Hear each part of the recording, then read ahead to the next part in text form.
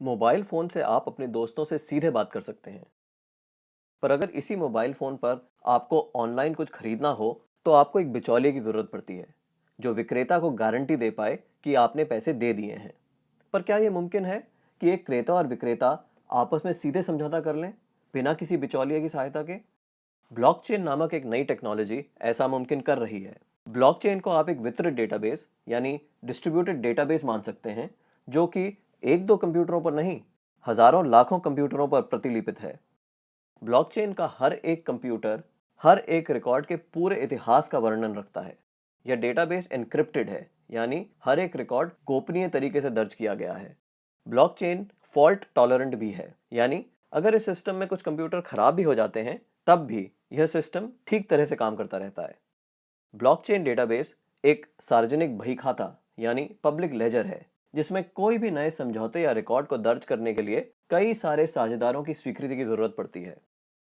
इसको हैक करना बहुत मुश्किल है, क्योंकि ऐसा करने के लिए हैकर को एक ही क्षण हजारों कंप्यूटरों को एक साथ हैक करना पड़ेगा। यह कारण है कि हम ब्लॉकचेन को एक सुरक्षित टेक्नोलॉजी मानते हैं।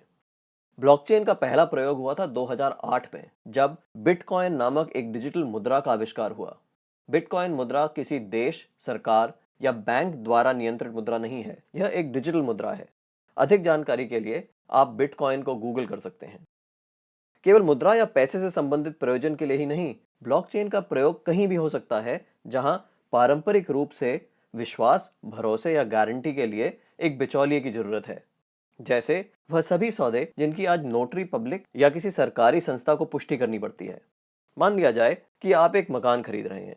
आप चाहेंगे कि इस सौदे को सरकारी रजिस्ट्रार के यहाँ दर्ज किया जाए, ताकि आपको एक सरकारी दस्तावेज मिले जो साबित करे कि आप उस मकान के कानूनन मालिक हैं।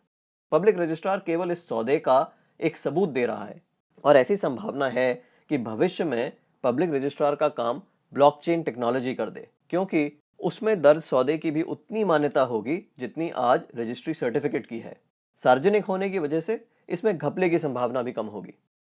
ब्लॉकचेन टेक्नोलॉजी के उपयोग के कई और संभावित उदाहरण हैं। जैसे किसी सरकारी योजना के अंतर्गत यदि एक गरीब आदमी को कुछ वेतन मिलना हो, तो ब्लॉकचेन टेक्नोलॉजी से उसको वह रकम सीधे उसके मोबाइल फोन पर दी जा सकती है। या अगर किसी प्राकृतिक आपदा से ग्रस्त लोगों को नुकसान भरपाई करनी हो, तो उनकी सहायता राशि सीधे उनके मोबाइल फोन पर दी जा सकती है।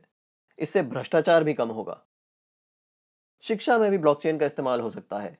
कागजी डिग्री के बदले छात्रों को ब्लॉकचेन आधारित डिग्री दी जा सकती है। इससे जाली डिग्री की समस्या का भी समाधान हो सकता है। ब्लॉकचेन उन टेक्नोलॉजी में एक है जो 21वीं सदी की अर्थव्यवस्था में बहुत बड़ा परिवर्तन लाने की क्षमता रखती हैं। आपको ब्लॉकचेन टेक्नोलॉजी में क्या नया हो रहा है, इस पर नजर जरूर रखनी चाहिए।